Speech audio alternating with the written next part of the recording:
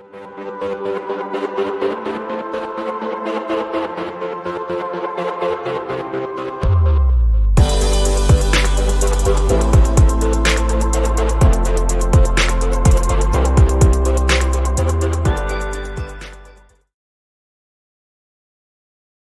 everybody, welcome back to the Donna Drones podcast. I'm Dawn Zoldi, your host and the CEO of 3P3 Tech Consulting. Can't even say my company right, it's early.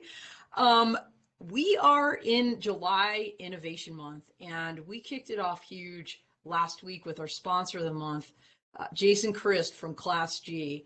If you missed that one or any of our back episodes, absolutely go back and check them out on demand on Drone Life TV. And if you haven't subscribed yet, do that. That way you'll get the notifications for our upcoming episodes. But Jason's company, Class G, creates a really interesting air toll road tolling system for the sky. And I know that's controversial. So again, check it out if you haven't heard about what he's doing. It's really interesting. But this week we have another incredible company. And I have to say, proudly, from my home state, Colorado, we've got Accucode and CEO Kevin Price. So Kevin, welcome to the podcast. Thank you. Thank you, Don. Yeah, absolutely. So Accucode is doing a ton of stuff that's innovative, relevant to the drone company, and really well beyond. This company started over 20 years ago. And we're going to walk through that journey with Kevin and talk about all the different things they have going on. So I'm really looking forward to this, Kevin. And let's actually start there. Let's start with a little bit of background about yourself, because you created this company 20 plus years ago. Yeah. But what kind of brought you to that point? I bought a Commodore 64 when I was 9 years old, growing up in Oklahoma, and taught myself BASIC. And I've been studying engineering, physics, and electrical engineering, and the like since I was a little kid, and solving problems through the application of technology has just kind of always been in my blood.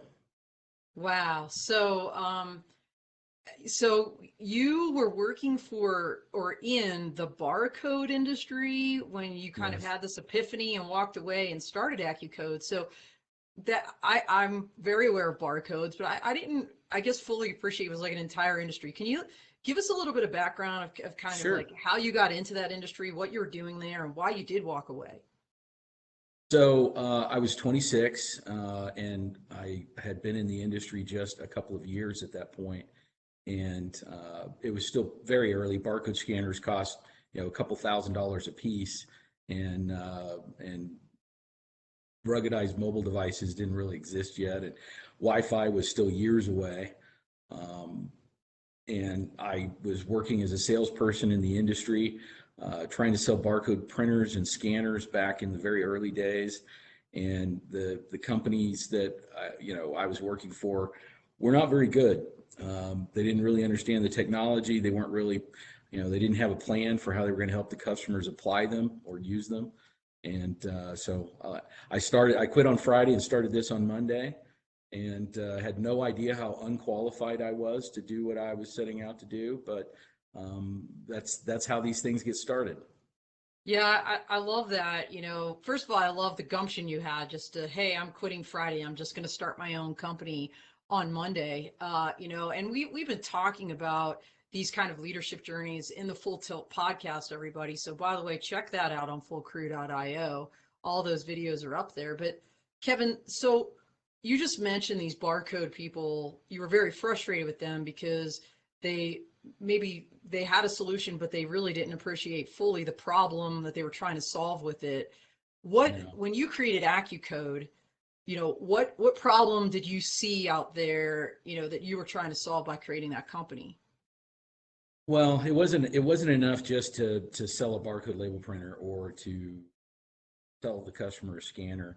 You had to help the customer understand how to apply it in a way that was actually going to deliver business value.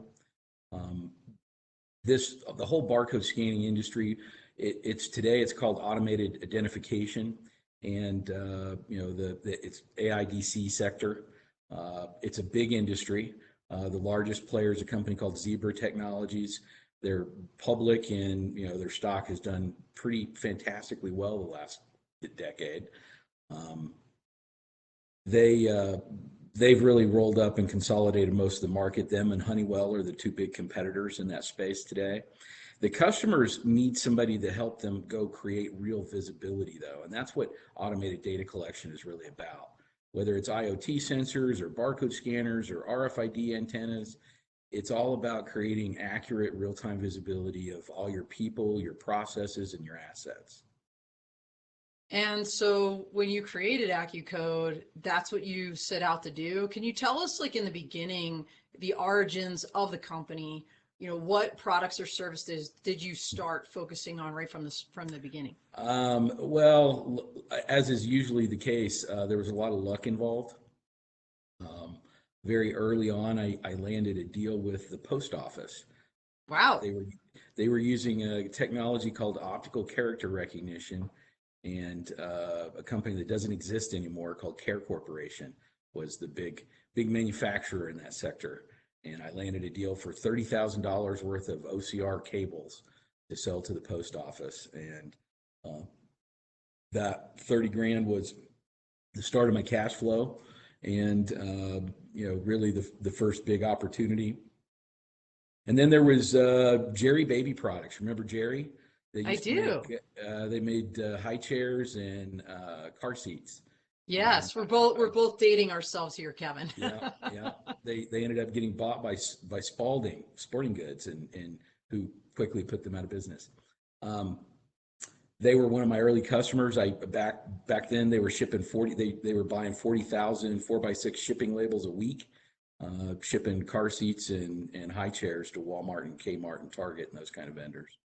And that's how I paid my house payment that first year, was labels going on car seats and high chairs. And which was ironic because I took my daughter to my first sales call there at Jerry, because I didn't have daycare, and she was not even 6 months old. And of course now I've got grandkids from her, so Well, I'm sure that actually helped make the sale maybe a little bit when you didn't show hurt. up with the baby to the baby. Yeah, it didn't hurt. It didn't hurt. Yeah, for that's sure. awesome. Well, your company, so you started out small, like you said, kind of actually 27 years ago, like a $30,000 gig with the post office isn't Right. really, relatively speaking, that small.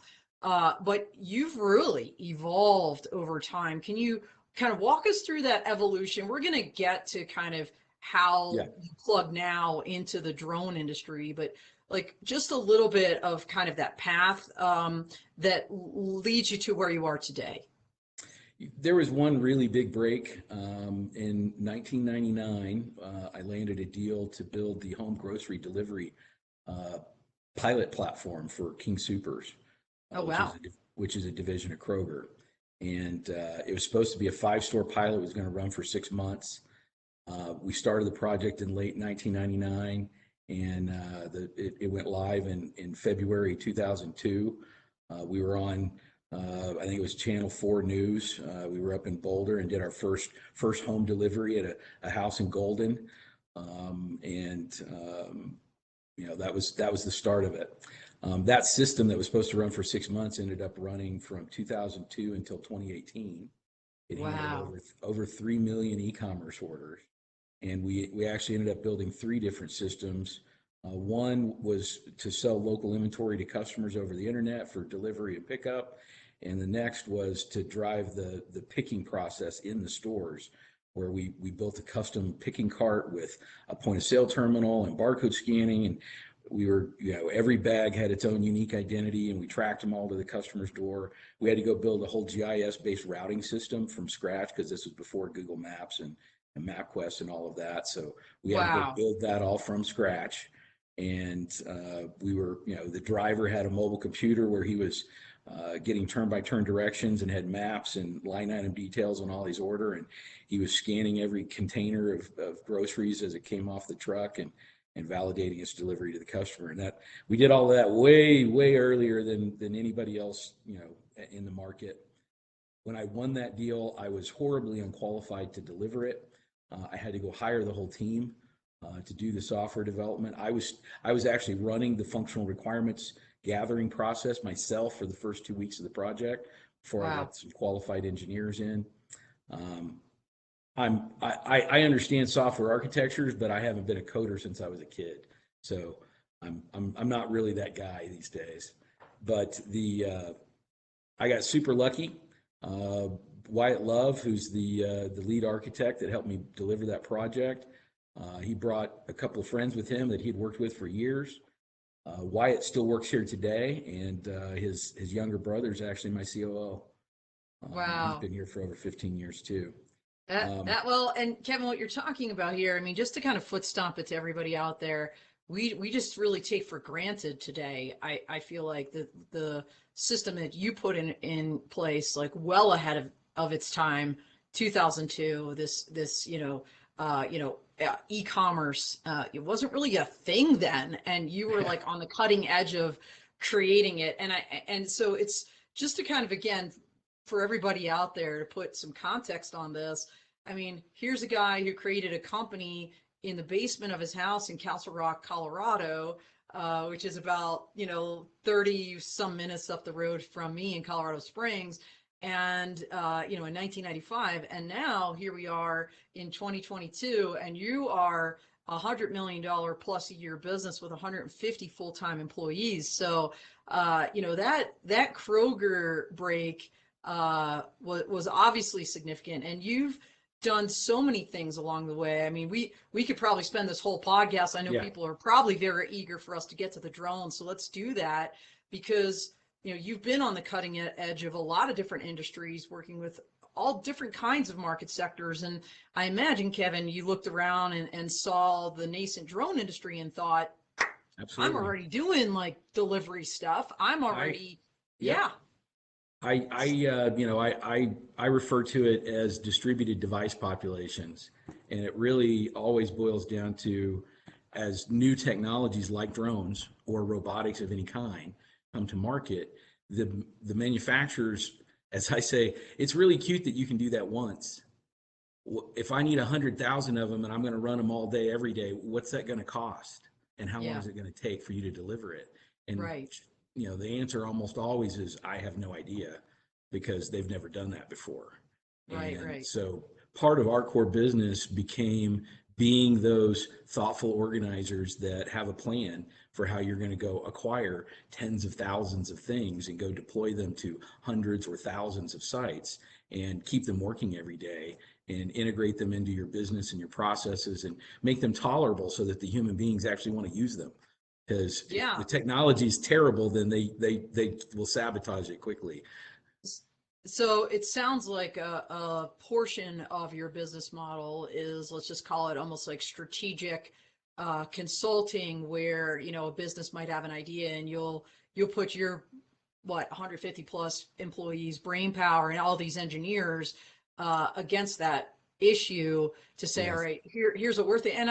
And I imagine, Kevin, in today's world with the supply chain issues that there are, that kind of advice and knowing kind of where to get things. And oh, by the way, we're getting to this, everybody, in a second. Not only does he know where to get things, they're creating a lot of their own things that can be incorporated into these larger plans and models.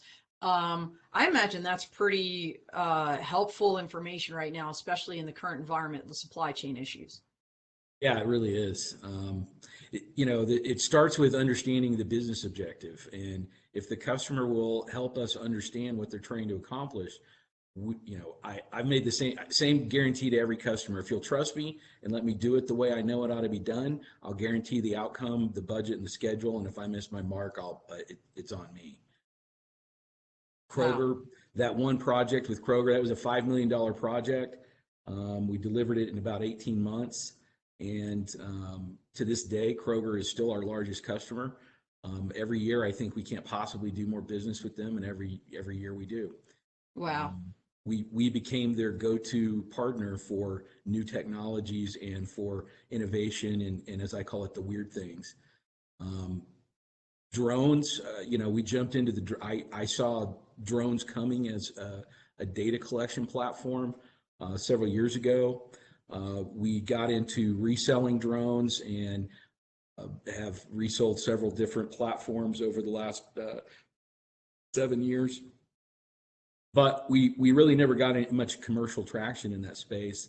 We've done some one-off projects where we helped build custom configurations where, for instance, we took a DJI drone and turned it into a GPS-deprived indoor inventory counting platform, where the drone was flying basically a pattern in a warehouse, and it flew 10 feet off the ground in between two 30-foot high racks in a warehouse, and it could read all of the tags on both sides of the aisle with 90+% accuracy in a single pass. And Wow. we helped design the phased array 900 megahertz RFID antenna that was mounted on the drone, because the drone had its own navigation and controls to contend with. So we had to put another computing platform on the drone to handle all the RFID data, because we were using RFID data to navigate, because we didn't have GPS as well. So the tags, we had specific tags that were basically waypoints that we were using as the location identification, so that the drone knew where it was in the warehouse. Wow. Well, that's an incredible example. And now everybody out there knows exactly why Kevin's on this podcast during Innovation Month. So let's just talk more, just kind of take it up a notch and talk more generically about maybe the three major ways, right? Three kind of major lines of effort where Accucode can absolutely plug into the drone industry. So when I first got into the drone sector, my first target was fleet management, because that's a huge part of what we do for our customers today, is effectively fleet management for their networks, for their ruggedized mobile computers, for their barcode technology, for their RFID technology, for kiosk and that kind of stuff. So, once this kind of technology becomes a line of business tool, it's a bad day when it breaks and I don't, and it's not there to do its job. Yeah. So having a plan for making sure it keeps working every day, whether that's software updates, whether that's break fix, warranty administration, all that kind of stuff, that was where we started. The product today that we've got that really I think has got the most value in the sector is one of our software applications called For Work. That's a cloud-based multi-tenant software as a service offering, where we built it originally to help us, and it runs all of our own field services and depot operations, and all of our customer service and project management is all wrapped up inside of that. It does all of our internal cost accounting. I can tell Kroger down to the penny what it costs to do that serial number, not just what it costs to do one of these. Right. Because I have all the data to explain why, and I have pictures of all of it. This solution is ideal for manufacturers of technology like drones. They can use it to coordinate their own supply chains, to manage the manufacturing and assembly process, and the product can then be bundled with the drone so that it travels with the drone as part of the product, to educate the customer on how to use it, and to use the same software to go create data collection and workflow automation applications that include the drone. So the same tool that the drone manufacturer is using to manufacture, deploy, and support becomes an operational training and application tool to enable the drone in the field and auto-produce reports from the data that's collected. Kevin, as you're talking, it reminds me of a conversation that Mike Peel, our producer and my co-host for the Full Crew podcast, which we also have on Twitter, we had Major General retired James Poss on our Full Crew Twitter Spaces the other day, and he was talking about this idea that, it's not necessarily the drone industry that are coming up with the really good ideas on how to use drones. It's these other industries. And it seems to me, because you're working with grocery store and you have been working with companies like Kroger for years, I think that gives you in a way a leg up when somebody says, hey, we want to now start doing drone deliveries at Kroger. You already know their business model. Your technology is already programmed in there. You know how their workflow goes, to then work with an OEM or just say a service company that has the drones, or knows how Right. to do the delivery service. Marrying up with a company like that for some of these clients that you have, to me, would make an abundant amount of sense. And it just, as we were talking, that what General Poss said, I You're think is so absolutely right. true. Well, Yeah, it's not a, the data collection technology really isn't of much value unless I'm applying it to a really specific business problem. yeah, And if you don't have enough depth domain knowledge around that problem set, you don't know where to start. yeah, And it's, customers are only interested in things that solve their problems right now. And it has to be the ones they're interested in solving right now. right. Right now, everybody's got labor problems, and using robotics to supplement the labor that I've got is going to be a huge part of how we address that. Yeah, Um, I'm sorry. I'm like smiling again because, I mean, it's crazy how things just, they all come together. Like for our all of our episodes almost in June for Full Crew, we talked about this idea of robots, whether it was robotic baristas, right? Mary McNabb from Drone Life, who hosts this, presents Dawn of Drones, talked about what they're doing in Singapore there, and then we had, who else was we were just been talking about this idea of robots and kind of that human interface and how all this is going to work, and you're already doing it. But Kevin, you also have a huge engineering bench, and you bring yeah. to bear not just, for example, for work, which we can dive into a little more deeply if we have the time, but the different engineering disciplines that you bring to bear to help Right. solve problems. If could you like So talk a little bit about that? we've got mechanical engineers, electrical engineers, software engineers. We, with the 3D printing store, we've got the ability to manufacture metal, fiber reinforced plastics, all kinds of different polymers. And I've got a couple $1 million invested into 3D printing technology of various kinds, both here and in Dallas. And really, any hard part we can replicate, modify, manufacture, and we can do it very quickly compared to injection molding and those kind of things. We can do things that you can't do with traditional manufacturing. Our artificial intelligence and electrical engineering team, we've, like when we built the RFID drone for Sprint, um, that that project combined sensors, it combined cameras, it combined onboard computing, and we were analyzing the RFID data, all the different timing of the radio signals as it's coming in through the antenna, so that we could triangulate based on the differences in fractions of seconds, because we're receiving each one of those signals multiple times.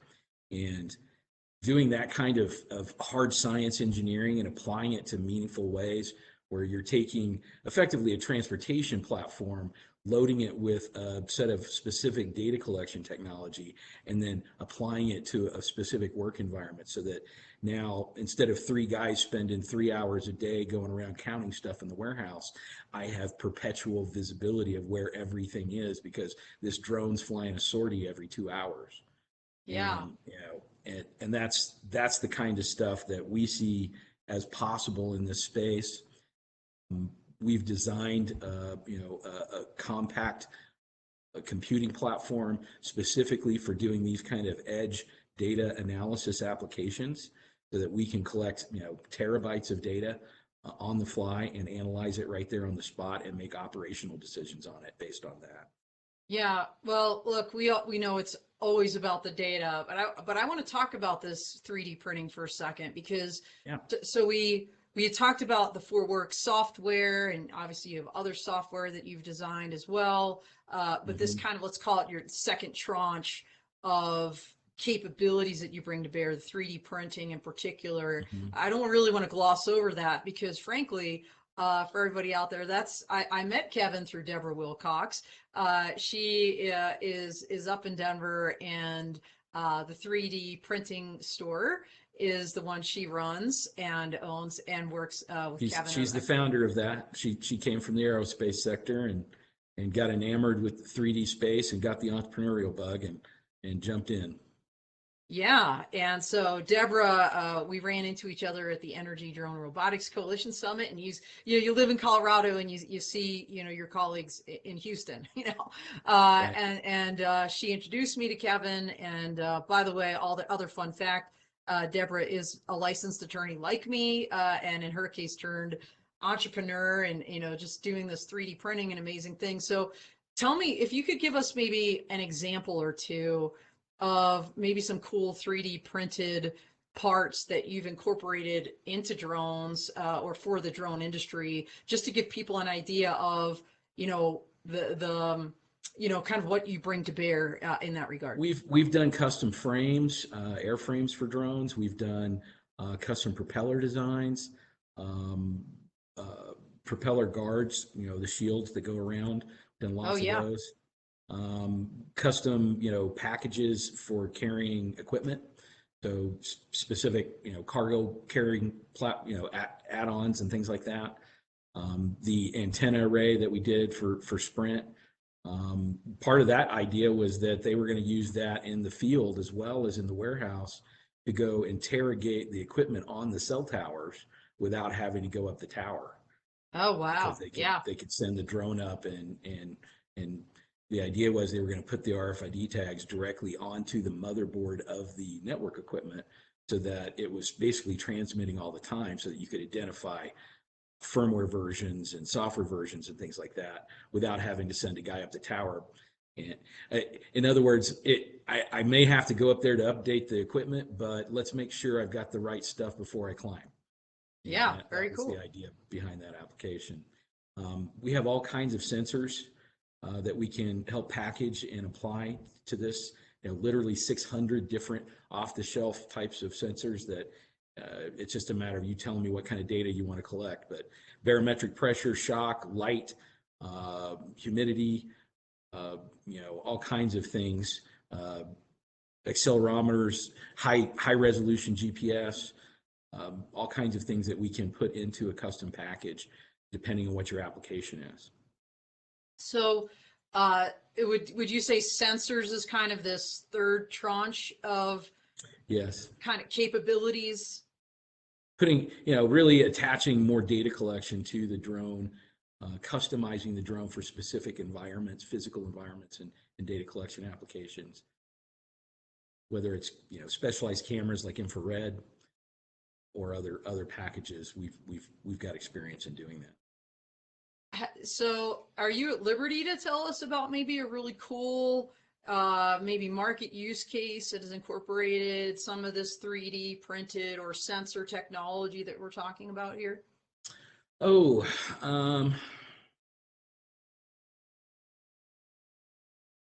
actually, our own projects that we've done, we've developed some products here in-house that are really the most comprehensive use of our capabilities. Everybody else just kind of picks and chooses this as one thing.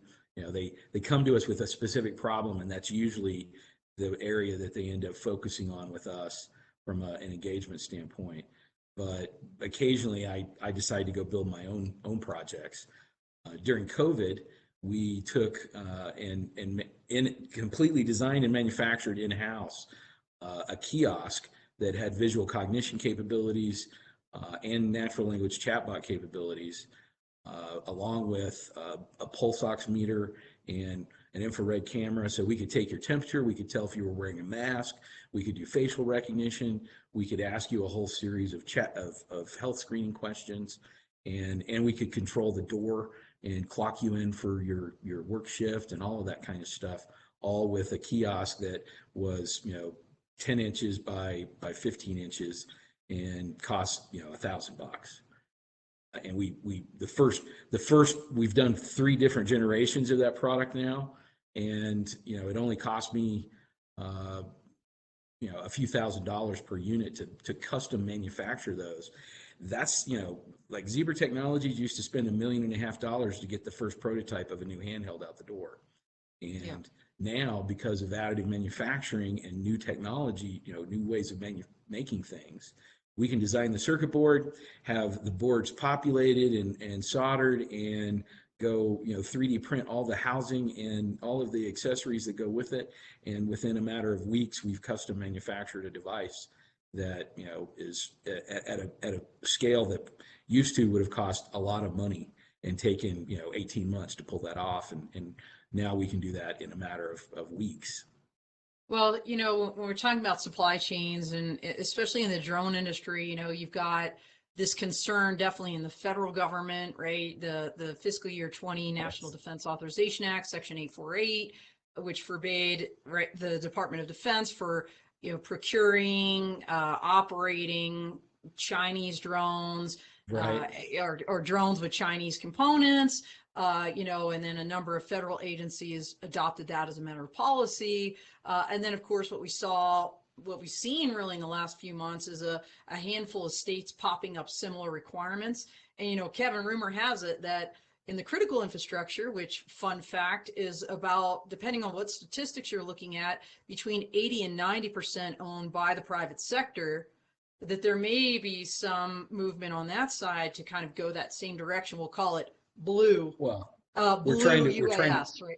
yeah, Yeah. we're trying to push out Huawei from our telecom infrastructure, and we're trying to push out DJI from the whole drone industry, which, they're it. There's nobody else that has any meaningful scale yet. The U.S. manufacturers that are here are trying to catch up.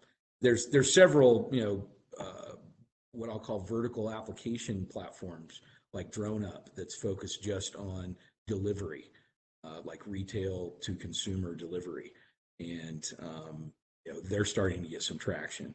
But if you're a aspiring drone entrepreneur, we can take you from concept to prototype to do all the design work, help you build the command and controls and all of it, and we can do it all here.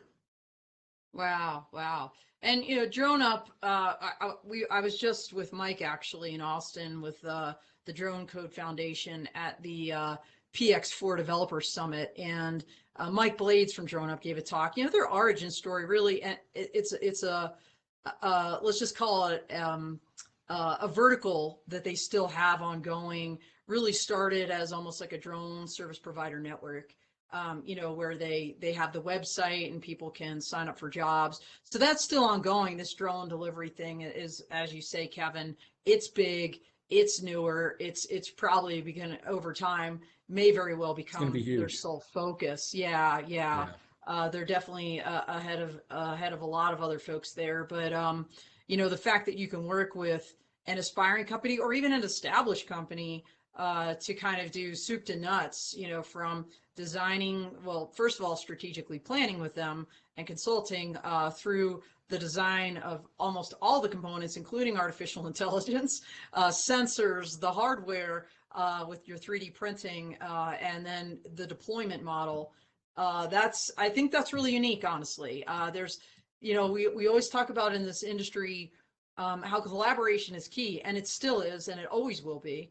But what's really, I think, interesting about Accucode is the fact that you have the collaborators all under your one roof, in Yes. essence, and that you have partnerships with some heavy hitters, that people that may want to incorporate a drone as a service or drone whatever model into one of those. You've kind of got that going on already. I think that's really cool. We're actually doing a lot of work right now with Nokia and Cisco networks.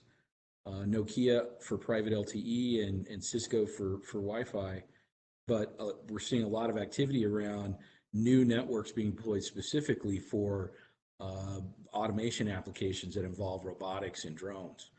Because I need that network connectivity if I'm going to start collecting petabits of video using drones and robots. Well, I'm going to have a really good network to back all of that, and Yeah. and that's part of what we do as well, and always has been. So it's we strive to be a one-stop shop, and even if we don't have experience doing it, we'll go find a partner who does and take responsibility for delivering the whole scope. And that's always been part of what we do. Well, and you mentioned earlier this, whether we're talking about drone barista or robot baristas, at the end of the day, it's not only about human machine teaming. Eventually it's going to be just machine to machine to machine networking. Whether, I think a port, as I think about, right, like today, as we sit here with the regulations where they are, I think those kind of ship to shore port operations are Hmm. probably one of the best examples of how you can have robots and drones network to be doing incredible things that are value add, for a particular, especially for the energy sector, Right. as one example. So We're doing a lot of what, 3D printing for that sector too. oh yeah, like what, for what? Halliburton is we're printing parts for Halliburton, and we're selling them printers so that they can print them themselves. We've got materials like Peak and Ultim that are super high temperature plastics, and they're actually using them for fittings and couplings and that kind of stuff for the oil rigs, Yeah, it's because they things. can 3D print it so much faster and cheaper than it takes to machine it or to wait for a mold. Well, no wonder then Deborah was running around the expo hall floor, given that it makes, now it's making even more sense. I know, when she and I talked, we talked quite a bit, about that sensor, portion of your model, because, all the different sensors that are needed in the energy sector, including methane sensors, Right. which is huge, for compliance purposes, environmental compliance. Yes. Um, yeah, so let's talk about maybe, what's kind of on the horizon. I mean, you've come so far, you're doing so much. What do you see, kind of happening maybe over the next year, for Accucode, especially vis-a-vis the drone sector? Like, what's your vision? We're really looking for partnerships in the drone sector, drone manufacturers and fleet operators that are facing challenges in scale, that may not have an ideal package for their data collection aspects of it. And, we want to help, whether it's on the fleet management side or whether it's helping build a better data collection platform. That's really for us in the drone space. That's where we're going to be focused for the next couple of years. Um, 3D printing and helping the drone manufacturers, iterate faster, customize faster, build packages for specific projects more cost effectively. That's going to be part of our proposition. Really, for work, I'm spending most of my time these days uh, staffing and planning a new business unit around that piece of software. We've got our first others commercial subscribers on it, but it's right now there's no full-time employees associated to it besides our development team. And so I'm working building a business around that. That's going to be a big part of our push in the drone space and in the 3D sector. We have basically the same message for 3D printer manufacturers as the drone manufacturers. We have a piece of software to help you go coordinate your supply chain, your labor, your deployment, run all your service and support, do all of the asset management and entitlement tracking necessary for the device, and give your customers a tool for training and using the technology as well. And And we get Kevin, when you say for work, it's the number four, right? So the for number four work. in work. Yep. Okay. And then we have another application that goes with that, that's called Order for Work, that is a B2B mobile commerce marketplace, similar to like an Amazon-like marketplace.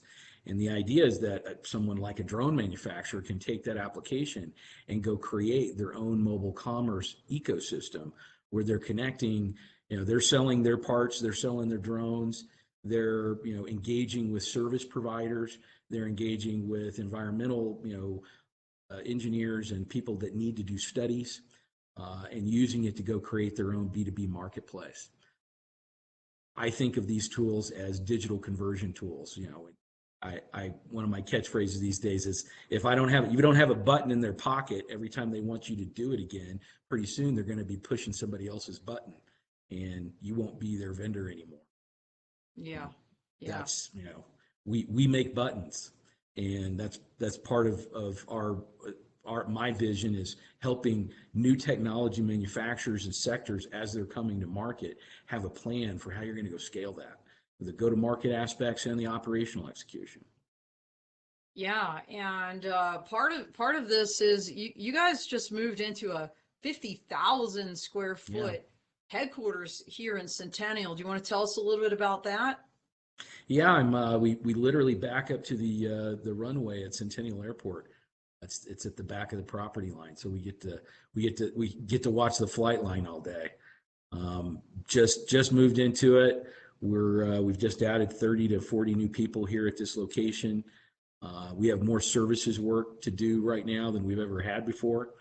A lot of businesses are, because of the labor issues and other supply chain issues, technology is the tool that they're looking to recover from that and to remediate it. And so we're very busy. Yeah, so that's a good problem to have. So you have the Centennial headquarters you had kind of alluded to, and so the 3D printing store. There's two locations, one in Yes, Denver and one in Dallas, Texas, I think you said. correct. And It's interesting. Dallas is such a manufacturing hub. It's Texas is a pretty unique market in the United States. There's more manufacturing in the state of Texas than the whole rest of the whole rest of the country combined. wow, Basically, California and Texas are pretty much it for any significant manufacturing scale in the United States. And there's a rule in Texas that if you're not in Texas, if you're not from around here, well, then I guess we're not going to be doing much business.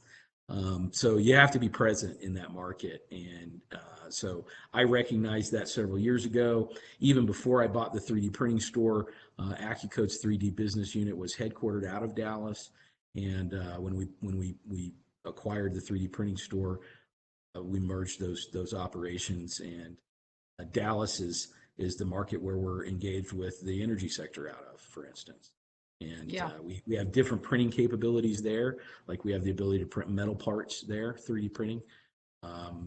Here in Denver, we've got some UV light resin that does some very cool materials and can print very quickly and cost effectively.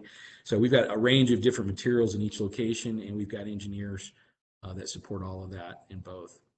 Um, Now, Really, besides these U.S. Kind of physical presences, you also kind of have global collaborators and are creating a global yes. ecosystem. Can you tell us a little bit about that and where all that is Well, the taking big the place? big thing for the 3D printing store that we have a big initiative we're getting ready to kick off called the Digital Manufacturing Network. And the idea is that we want to create a partner ecosystem where we're using order for work and for work to connect machine shops, additive manufacturing service bureaus, design engineers, IP attorneys, and customers so that the customer can come in with a concept or a part and really engage everybody they need in order to go from concept to design to prototype to scaled production, where you can, because you're plugged into a global network of additive manufacturing partners and they're all collaborating together on your project and your manufacturing processes, they look much more like an integrated entity, and you have the ability to go digitally manufacture in a way that you haven't before. And part of my vision for this 3D sector has always been that the day will come when mass producing things and inventorying them and shipping them all over the world won't be cost effective, because the cost of transportation and mass production and all of that stuff will no longer be valid.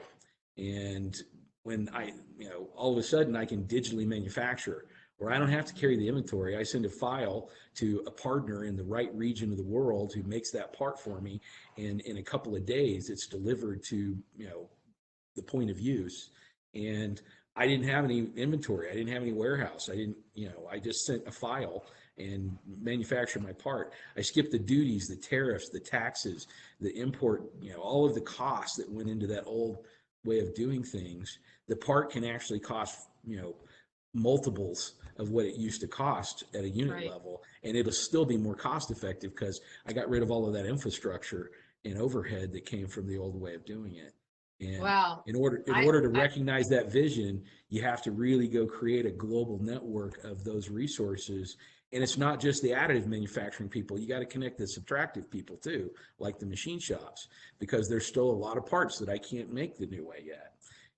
But we want to all collaborate on that kind of digital manufacturing. The machine shop's gone digital too, but it's a subtractive approach instead of additive.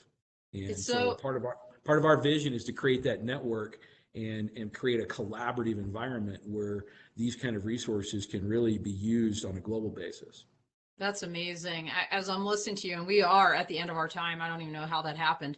I'm listening to you. It sounds very much almost like the drone codes, like open source concept, but like, yes, you're going to have to, Kevin, go back to your team and make up a name for this, because this is I feel like a very unique model, and you can coin your own term for it. But before you do that, let's give you the last 30 seconds here to kind of wrap this up. Like, where can people find you? Are you all going to be at any upcoming events? How can they connect with Accucode and you, Kevin? Accucode.com, 3dprintingstore.com, and reach out to me on LinkedIn. As far as shows go, I know we've got some 3D and some drone shows that we're coming up on. I unfortunately don't have that schedule. I'm blissfully ignorant of those kind of details. We'll get it out to people, and of course, that's people, okay. Yeah, make sure that's on your website. Do come check out our website. We are setting up a landing page just for this topic, so that we'll have a very specific set of content for you when you land, and targeting, talking about what we can do for partners in the drone space. Oh, that's brilliant. All right. This was so cool. Thank you so much, Kevin, and everybody out there. Thanks for being with us again today. Tomorrow on Drone Law Connections, 1 p.m. Eastern, we're going to have Brent McLaughlin of Asalon Robotics with Karen DeMeo of Aero DeMeo. So that's going to be a great conversation. Kevin, when you think about networked robots and a company is doing really cool stuff, particularly for security and defense, that would be Asalon. So maybe you can check that out as well. So I will go check them out. Thank you. Yep. And from Philly. So that's where I'm from. All right, everybody. We are out here. Thank you so much, Kevin.